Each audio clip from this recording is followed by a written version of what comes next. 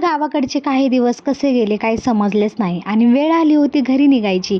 मी इकडे आलोकला गावातून निघायची बिलकुल इच्छा होत नव्हती. ते ह्या पिल्लांसंगच खेळत बसला होता. म्हणलं चल बाबा, नाहीतर आपल्याला पण जायला उशीर होईल. नाही, इकडे आमच्या मॅडम बघा पिल्लाला बघून किती खुश झालेल्या आहेत. मागच्या व्हिडिओमध्ये एक क्लिप होती मेथी निसतानाची, त्याच्यामध्ये ज्या बसलेल्या ताई होत्या त्या ताईंनी ह्या भाकऱ्या आम्हाला निघता वेळेस बांधून दिलेल्या होत्या. तर माझ्या सासूबाईंची त्यांची एक छान मैत्री आहे, त्याच्यामुळे त्यांनी आमच्यासाठी एवढं केलं होतं. आम्ही गेल्यापासून त्यांनी आमच्यासाठी एवढं केलंय की काही सांगायलाच नको. सांगायचं एवढंच आहे की रक्तातले माणसं कधी उपयोगाला पडत नाहीत, पण आपण ज्यांना जीव लावलं होतं ते माणसं नक्कीच अशा टायमिंगला आपल्या उपयोगाला पडतील. खरंच त्यांनी आमच्यासाठी खूप काही केलेलं आहे आणि मी ते कधीच विसरणार नाही. त्यांचा निरोप घेतल्यानंतर मग आम्ही सगळेजण रिक्षामध्ये बसलोत आणि निघालोत आमच्या वाटेकडे.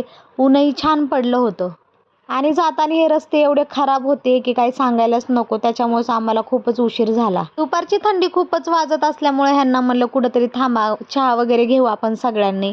मग ह्यांनी सगळ्यांसाठी चहा मागवला. मस्त आम्ही सगळ्यांनी चहा पिला. काही तासांचा प्रवास केल्यानंतर आम्ही पोहोचलो होतो आष्टीमध्ये. तर तिथला आजचा बाजार होता.